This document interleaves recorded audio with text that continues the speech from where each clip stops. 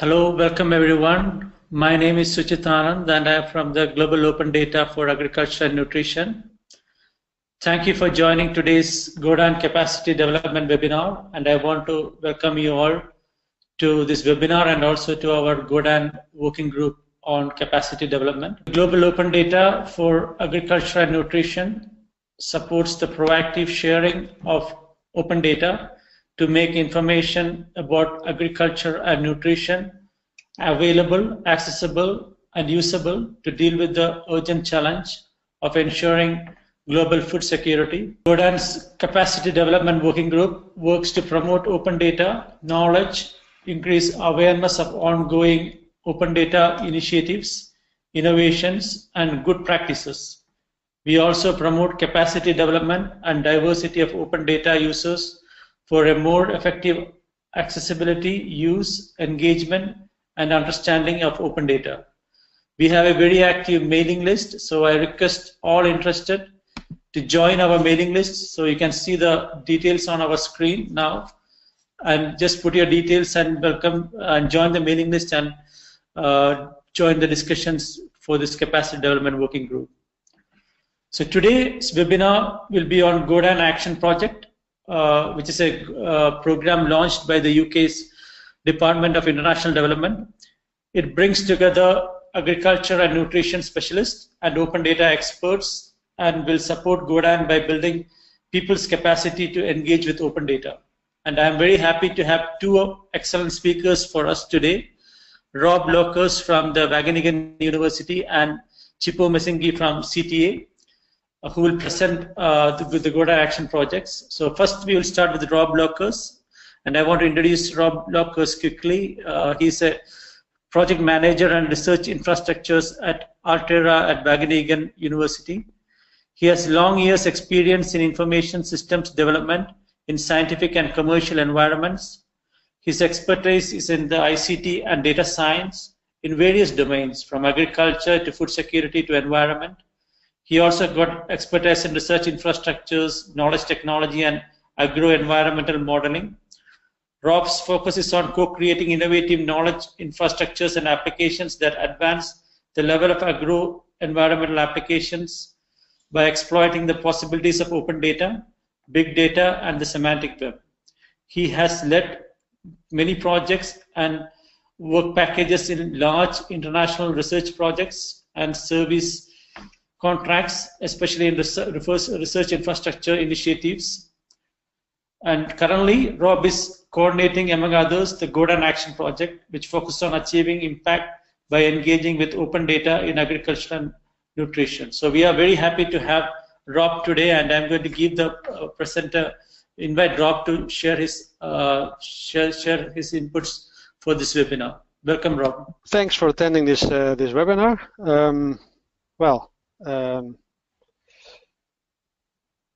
Suchith already gave an introduction to me, so I won't go into detail to that.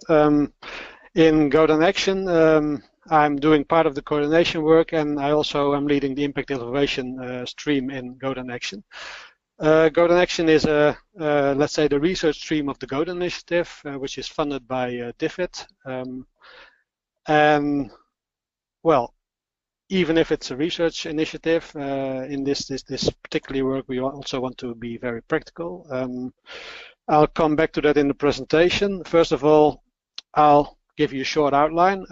I'll tell something about the mission and activities of GODAN Action, a little bit about the project approach and how we try to achieve impact with open data. Then I'll go shortly into thematic topics, which is, let's say, one of the things we'll be working on in the project to concentrate on specific domains, and I'll give some more details about the thematic topic that we're working on this year, which is about open weather data. And I'll finalize with a call for co-development, but I'll tell you something more when I come to that. Well, first of all, about the mission of GODAN Action. We are, striving for effective use of open data for agriculture and nutrition, and we think it's important that we work on engagement with open data, like I said, in a practical manner, So we don't only want to do theoretical research, but also want to put our research into practice. And on a knowledgeable manner, so we want to support open data users with knowledge about interoperability, with capacity building activities to bring them forward in using open data in their activities. So it's about research, but it's first of all about helping stakeholders working with open data to achieve impact. Very shortly, GODAN Action focuses on 3 focal areas. The first one is the use of standards and interoperability. So we want to bring this field forward, trying to also work out specific standardization and interoperability issues on our thematic topics, and supporting communities in those areas to use open data and to use standards to better work on co-development in that area. We work on impacts. So there's a specific work stream on impact evaluation where we try to bring forward let's say the methods for evaluating impact of initiatives where open data plays a role. And the third one kind of brings together all the knowledge in the project in capacity building activities. So we're also going to do a lot of work on that. Approach of the project. It's quite clear now already, I think, that we have this end user focus, so trying to help end users in open data and helping them achieve impact with open data. We also have an adaptive approach. So we try to have let's say a learning cycle into our own work. I'll explain a little bit more of that when I come to the project setup. But essentially, we deploy our activities, we evaluate them, we try to learn from that and improve our activities in the next round of activities over the coming years. What we think is an important thing is a knowledge chain from data to products. If you look at the right side of the screen, you see a pyramid, which might be familiar to you already, but I still explain it a little bit. Because open data, in fact, is, let's say, more or less a primary building block of a lot of things above it. Usually you say you take data and you use all kinds of tools and knowledge to scale up the data to information by adding meaning, and then also to knowledge, for instance, through decision support systems, by using scenarios, by using integrated models to generate new knowledge. And essentially, the endpoint is, of course, the user domain, where end users like policy and decision makers, or in some cases, end users or information intermediaries, all kinds of stakeholders are going to use this knowledge somehow to, well, to create something, to do business with, to make regulations, to do policy. So that's actually the endpoint of our knowledge chain. And so we don't only look at open data, but also at the process of, let's say, putting added value to open data. So it really adds to the business process of end users. Last important point is innovation. We see open data as a source of innovation, as something that can create additional value to things that might already exist, but because you add open data, you create something extra and you create added value. A little bit more about the activities. Like I said, standardization.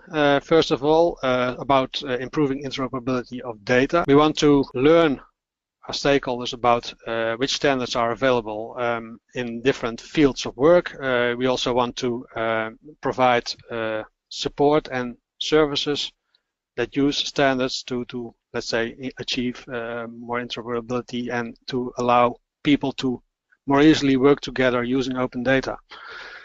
That's the first thing. The next thing is developing, well, we say improved tools for impact assessment, because in principle we want to build on the tools that are already available and want to, let's say, adapt them in such a way that are usable for open data initiatives.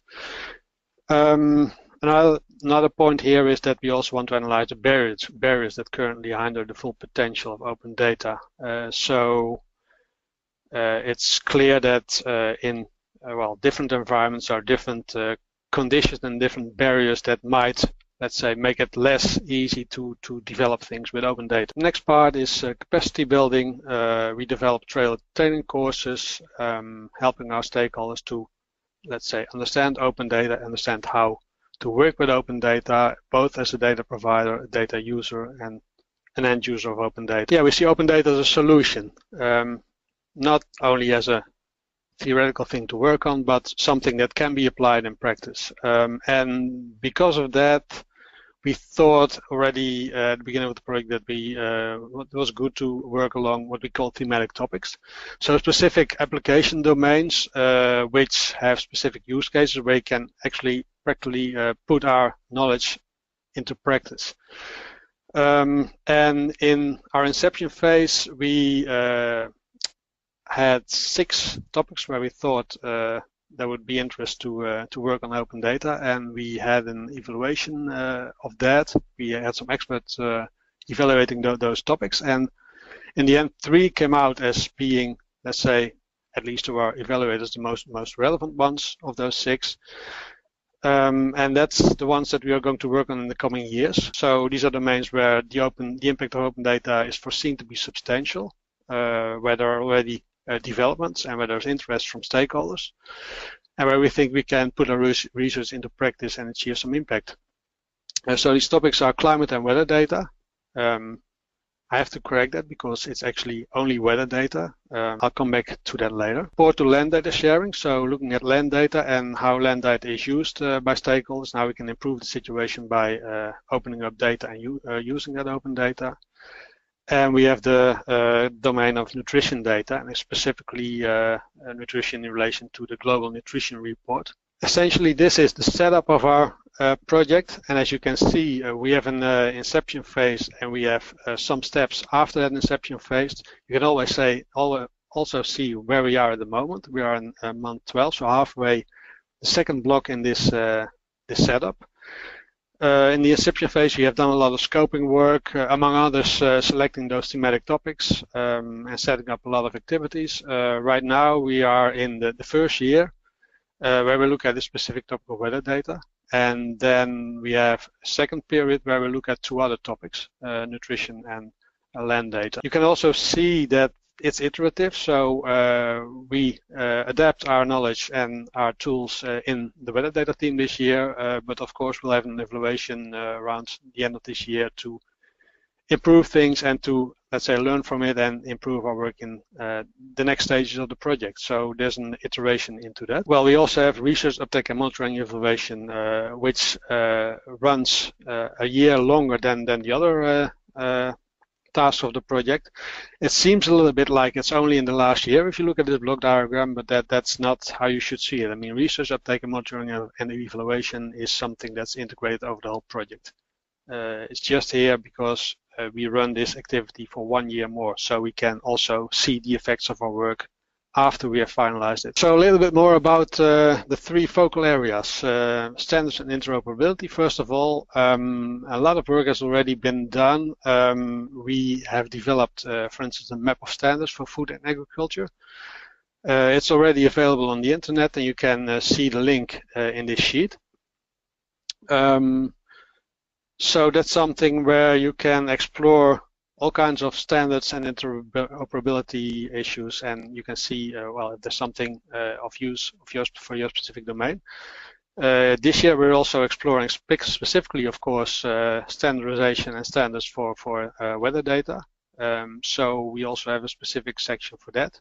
Other than that, we work on gap analysis, so we don't only make an inventory of existing standards, we also try to see what the gaps are, and we try to also deliver support to use cases by doing pilots in this area. The image you see under the text is, by the way, a screenshot of the maps of standards, the map of standards, which you will also see if you follow this URL that's mentioned. The second work stream is about impact evaluation, which is, like I said, the basis will be existing tools and existing methods, but it's clear that they should be adapted. A lot of impact evaluation methods are not specifically looking at open data, and if they are, then they usually are very targeted to specific areas or specific fields.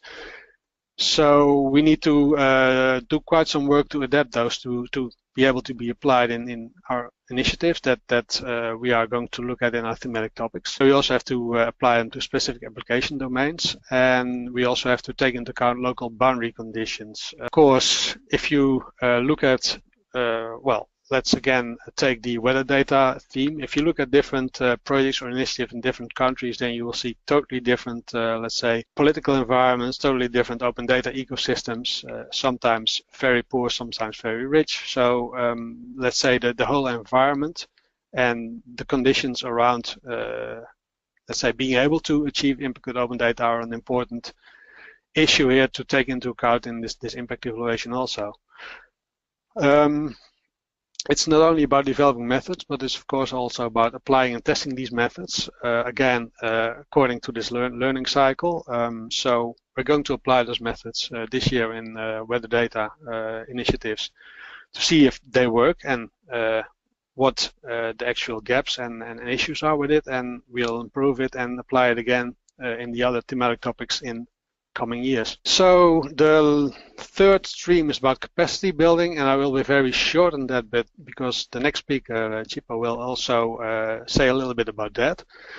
We're developing capacity building material, well, about, let's say, generally open data and the use of open data, but also specifically towards the topics that we're working on. So there will be examples of the specific domains that we look at.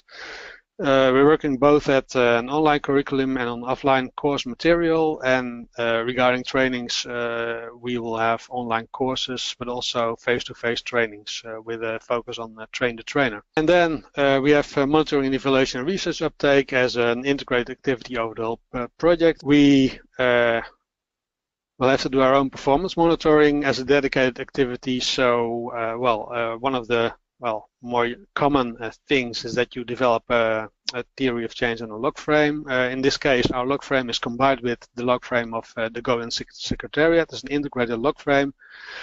But on the more detailed level, on the project level, we also have a monitoring and evaluation framework where we have dedicated performance monitoring throughout the project. And also after the finalization of our, let's say, focal area activities.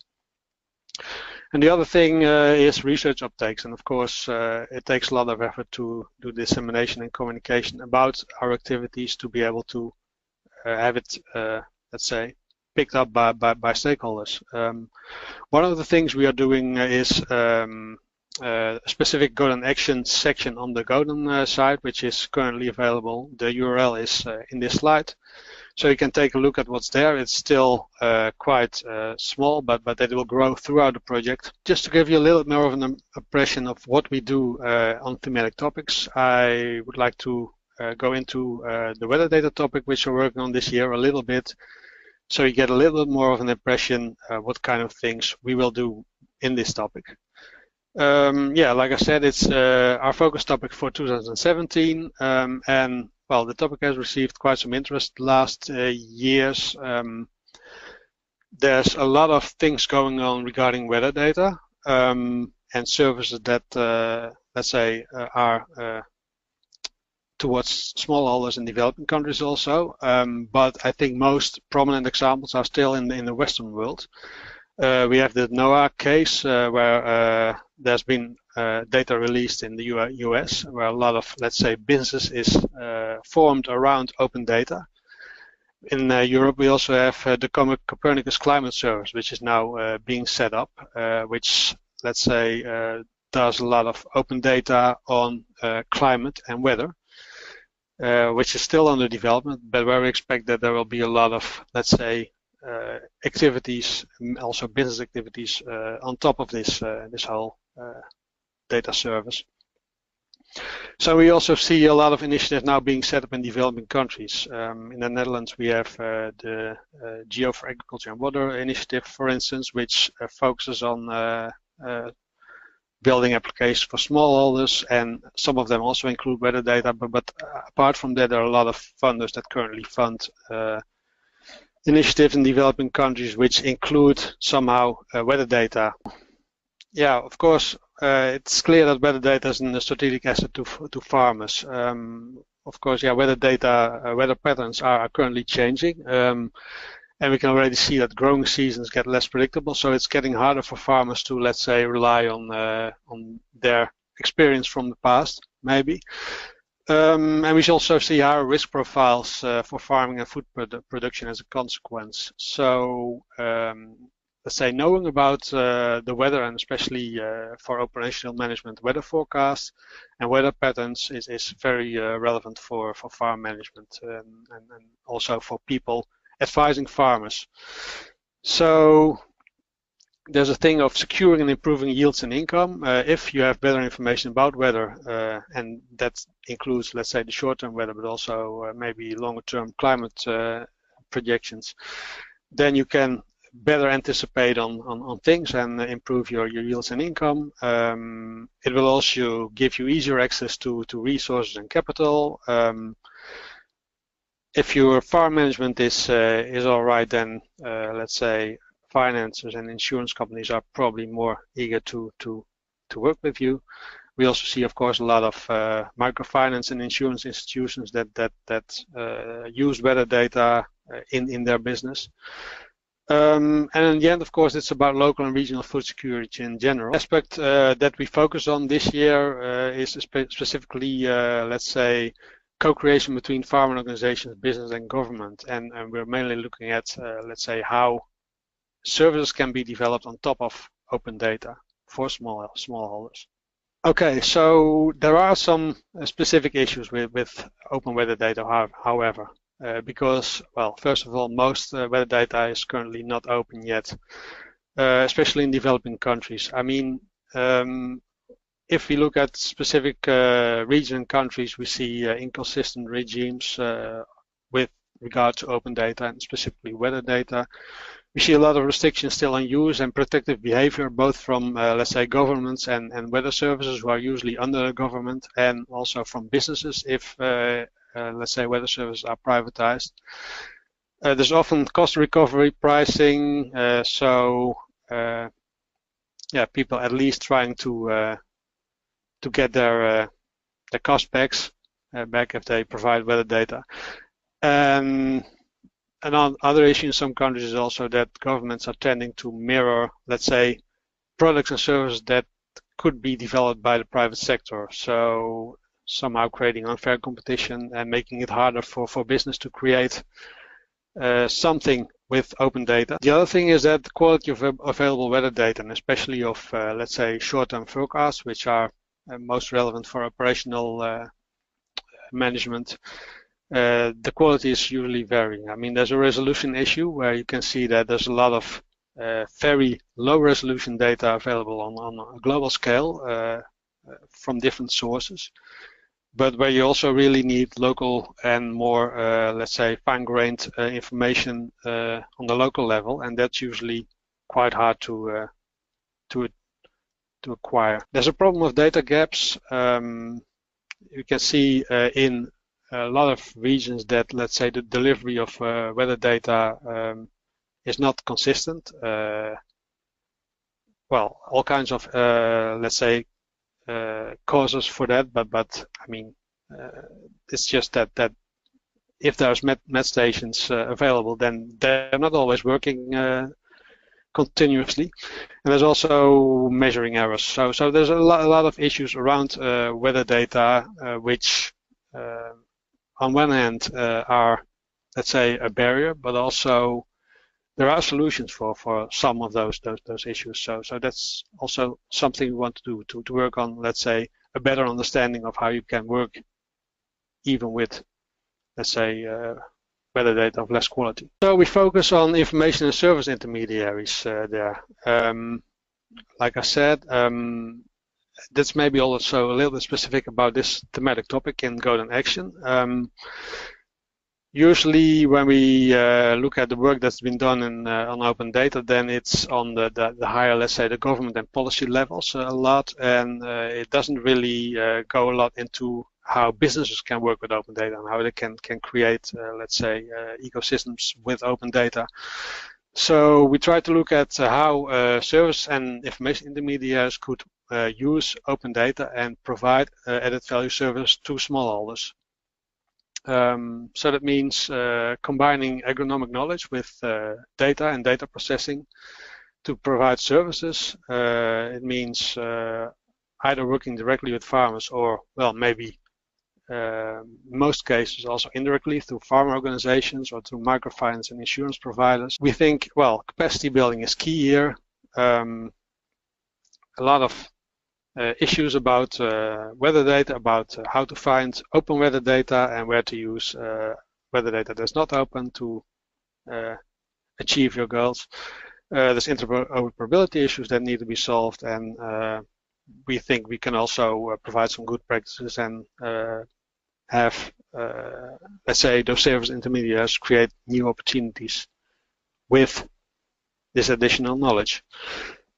So, and the last thing, but not the least thing, I think, by looking at this specific level of information service intermediaries, we could also, let's say, provide some stories of impact, which you could take to national government and weather services to, let's say, do some advocacy to also open up weather data more than they do now. So we think there's also, let's say, something to be brought to the higher level and to support, let's say, the provision of open data from the examples that we find and that we work on. Lastly, some specific activities on this in GODAN Action.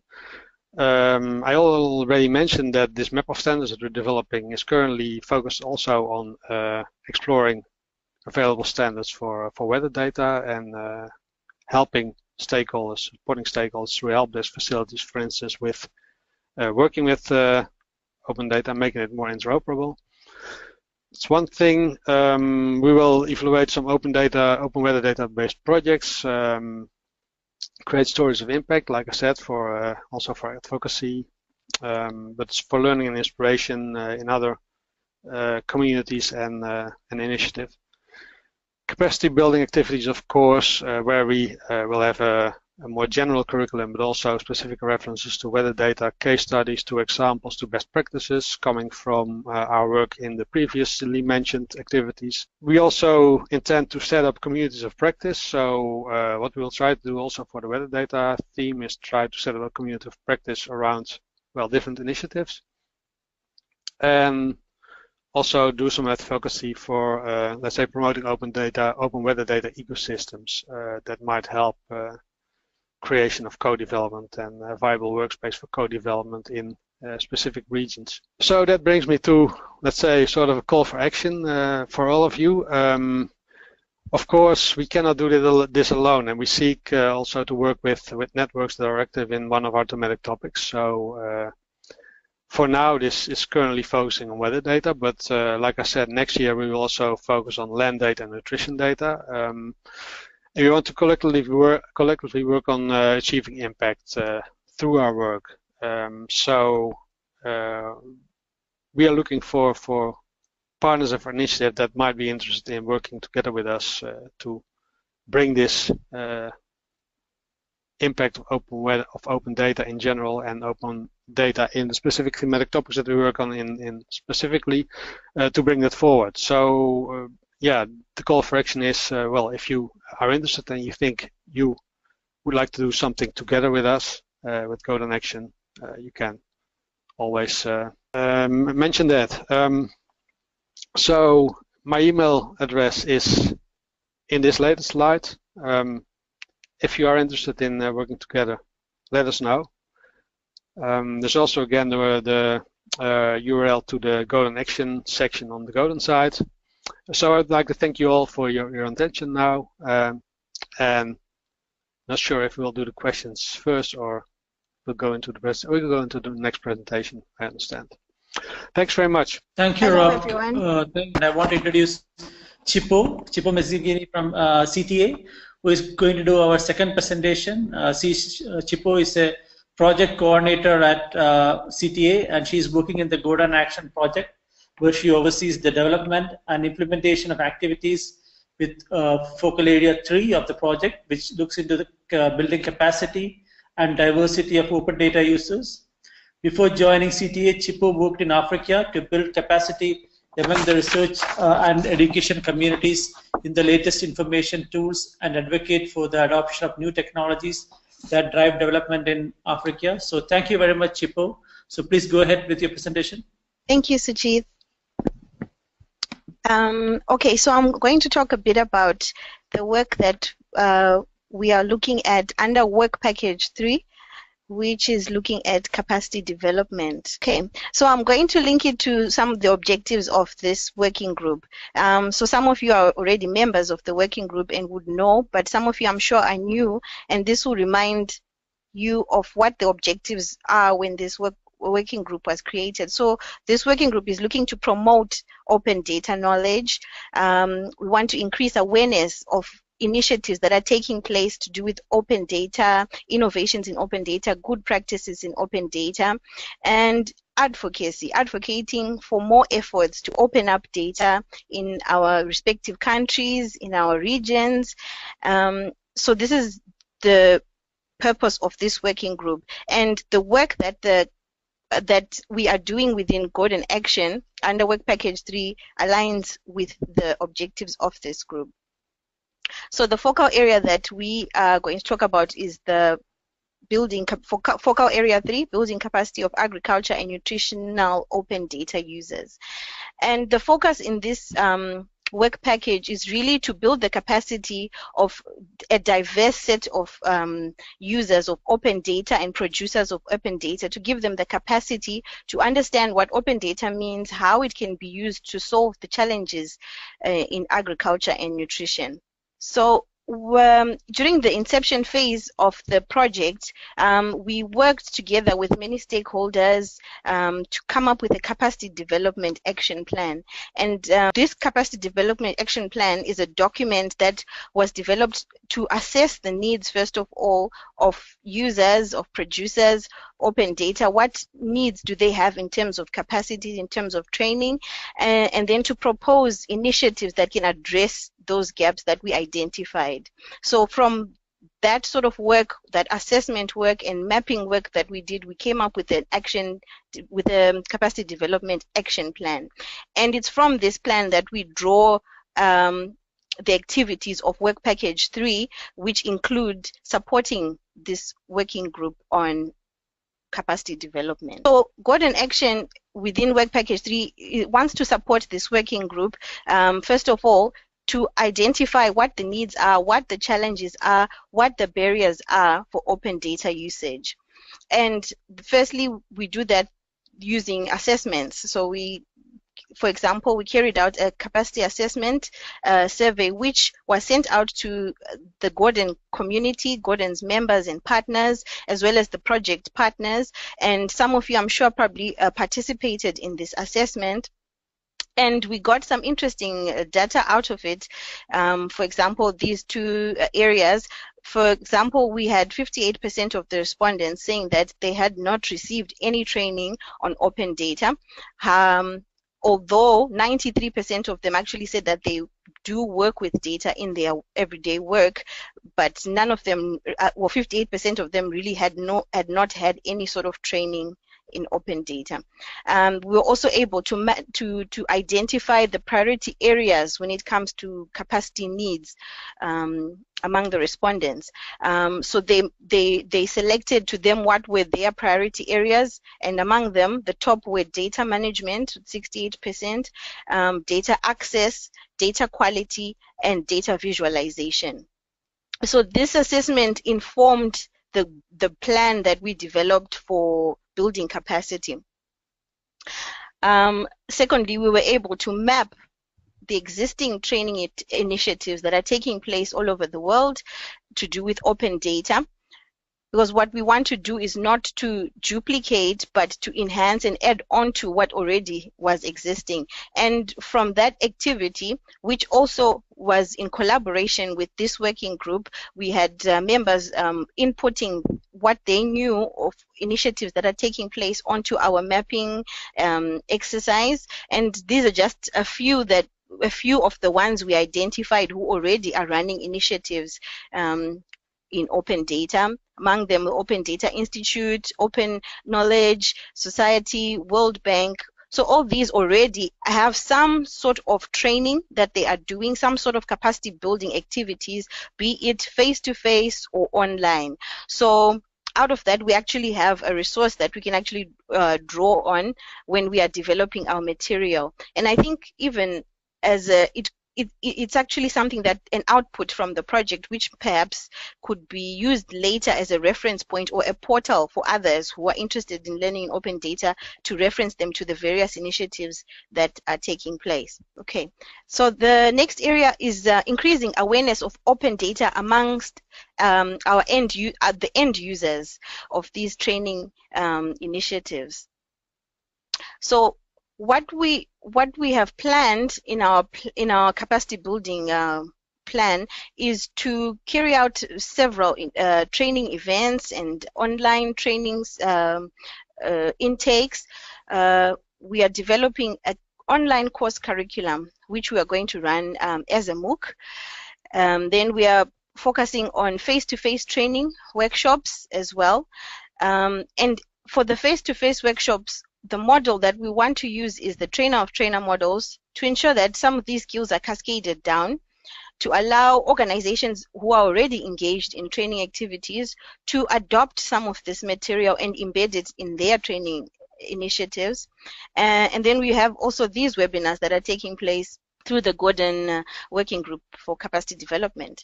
So, for example, there, the MOOC, we are currently going through the curriculum development process, and we plan, hopefully, by the autumn to have our first, a pilot, which we hope to engage you, being the stakeholders, and you being involved already in capacity development, to pilot some of the content that we are going to run in the MOOC, and then we will have a full online course for that.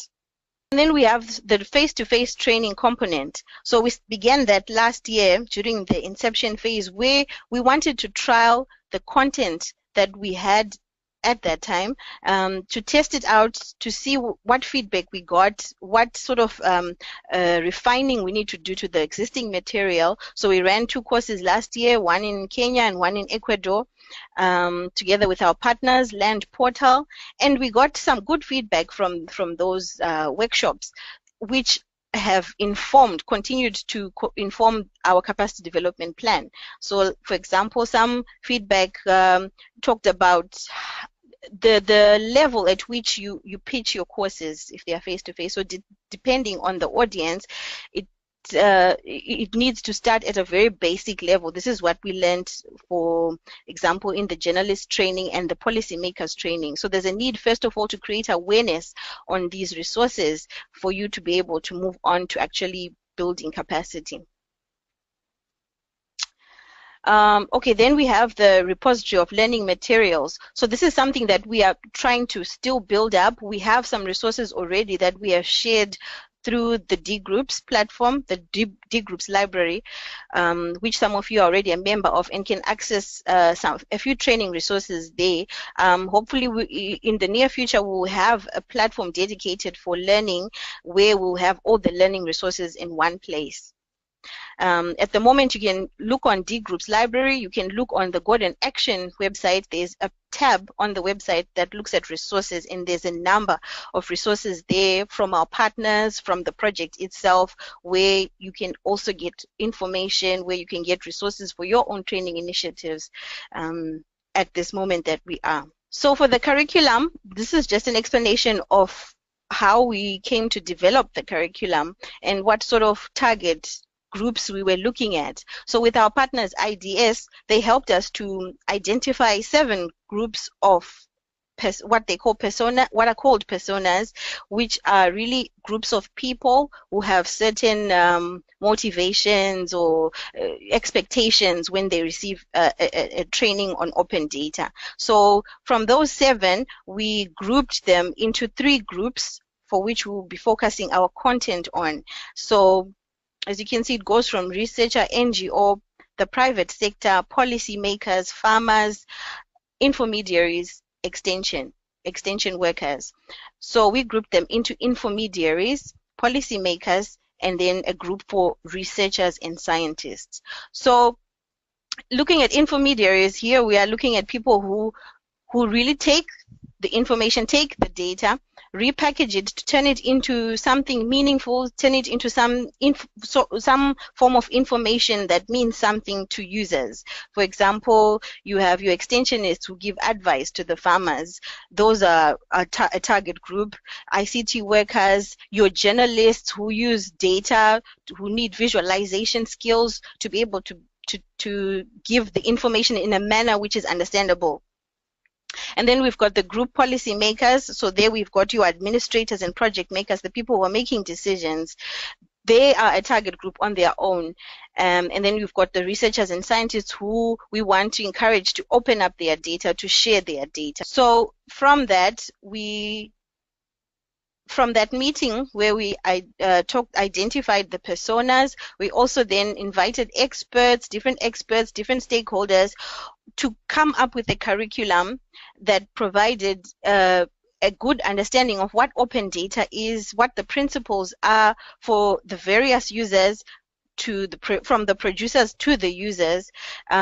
So this was all put into 5 units. Unit 1 being open data principles, where you have an introduction really to what open data is and what the ethics are when you are dealing with open data and what the issues are around privacy and all that. Then we have the unit on using open data. Okay, so we have and then we have a unit on making data open, a unit on exchanging open data, and unit 5 lastly talking about intellectual property and copyright.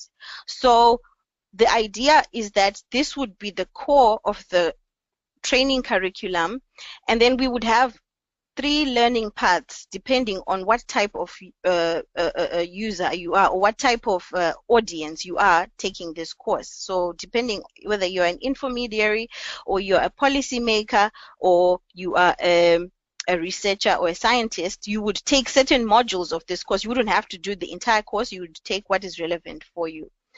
So we are also developing a set of use cases that are relevant for each of those target audiences.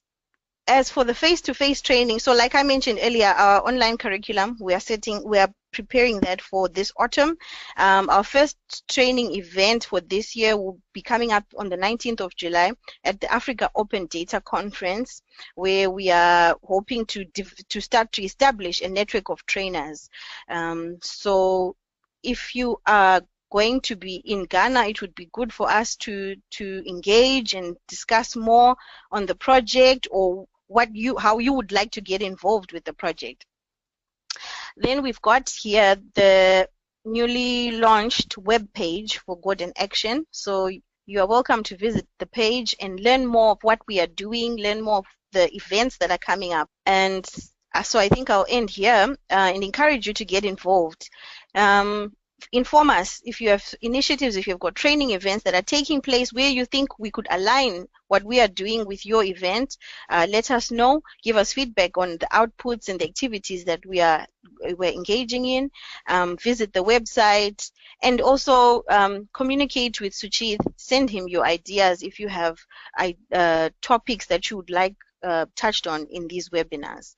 So thank you very much for your attention. Thank you very much, Chipo and Rob, for your excellent presentations. Thank you very much, Chipo and Rob, for your excellent presentation. And now we have some time for questions. And thanks for those who have already sent questions. So let me just share these questions with Rob and you and Chipo, so you can answer it.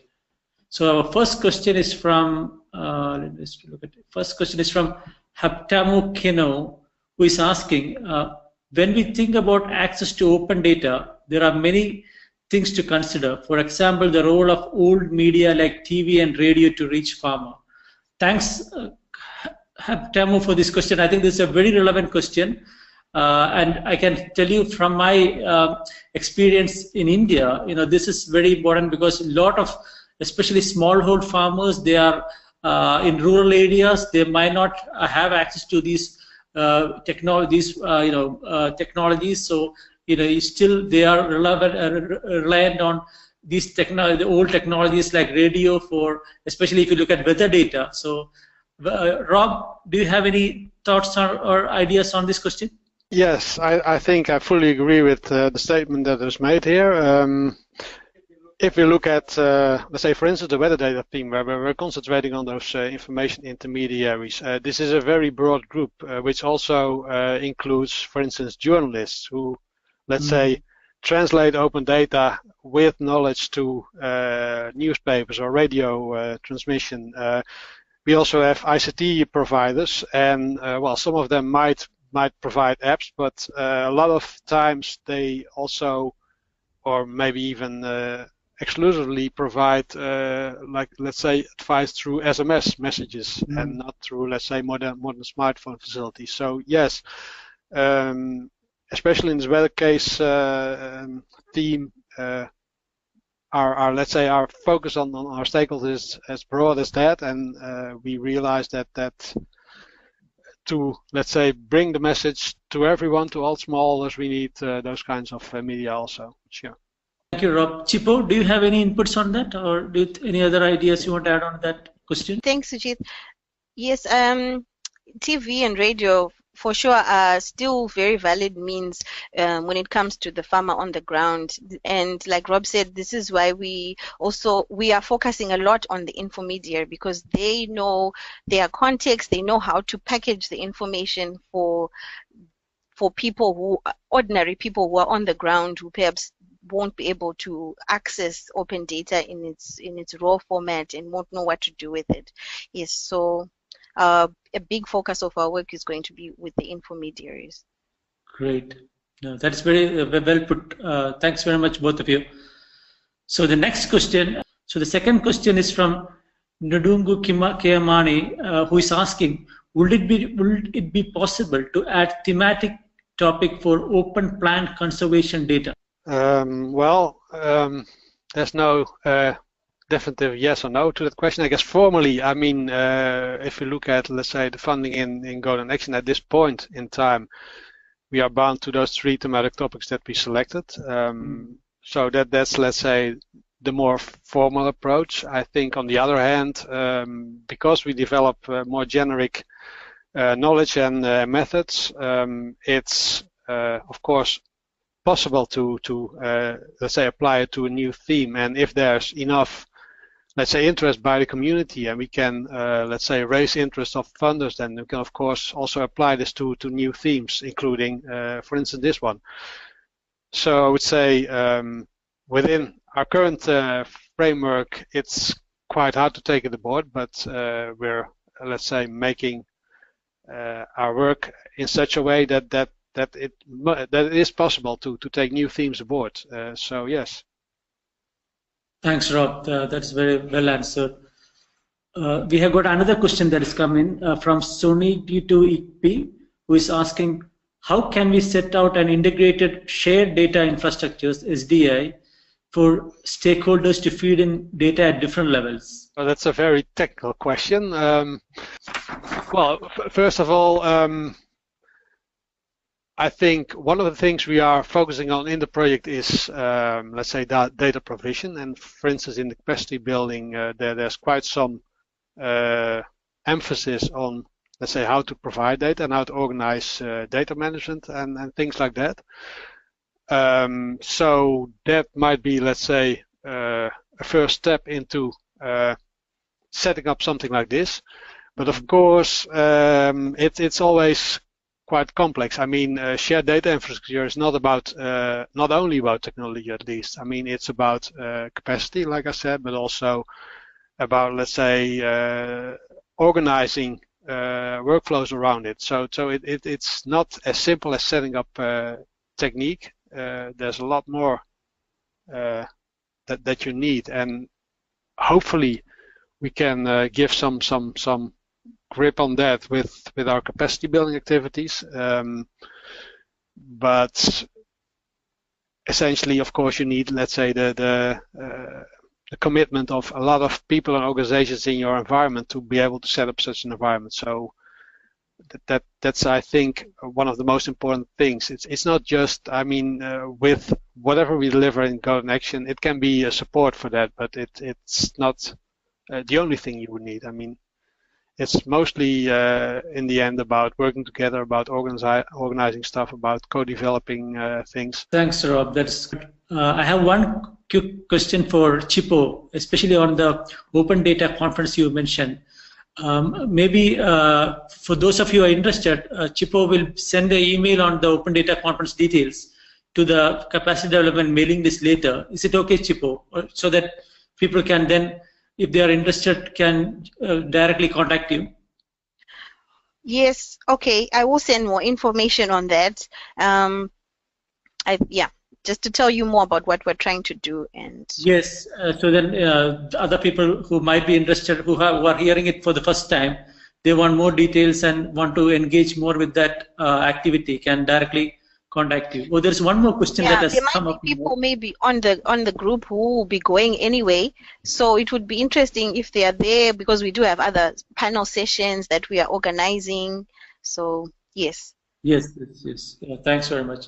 So one question from Gabriel Okerfor, he was asking, the online training initiative is excellent to frog jump open data activities in many countries. It will be nice to pool relevant stakeholder representatives from different countries that will be trained to drive the training in their countries.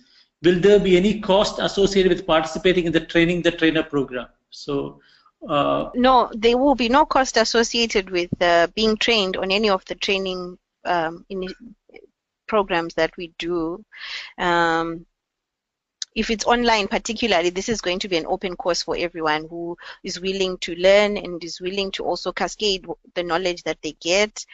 Particularly for the face-to-face trainer, we would like to engage more with people who already demonstrate that they are in some kind of training initiatives and would like to cascade the knowledge. Thank you, Chipo. Gabriel, do join our mailing list, so you will be kept aware of all these programs, and then you can join these initiatives as you wish. So we have another question from Christo van Rooyen, who is asking, in South Africa, we have seen a rise in the adoption of smart devices like cellular phones, tablets, etc. How do you foresee open data being made readily available to the end user, farmers, via these types of devices? Thanks, Christo. That's a really very good question. Rob and Chipo? Well, that's indeed a good question. I think, let's say, on the creation of added value as such, I mean, first of all, I think if you use cellular phones and smartphones and tablets, you have a lot more options to present your knowledge. I mean, if you compare it with, for instance, media like radio or SMS. So that's something to take into account. But in the end, I think, I mean, the part of, let's say, creating added value is still the same, in the sense that you take different kinds of data, combine them, let's say, combine them with knowledge, expert knowledge, and make something which is of added value to farmers.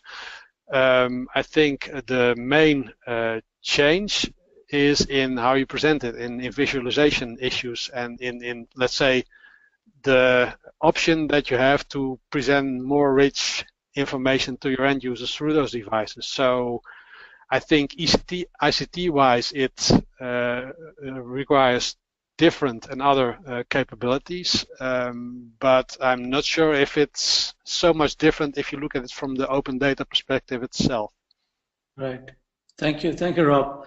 And Christ Van Rowen is asking another question on, are you also making capacity development programs available via these devices? No, at this moment, we are not developing any training apps per se, but ODI does do that. If you know the Open Data Institute, they do have a mobile app for e-learning.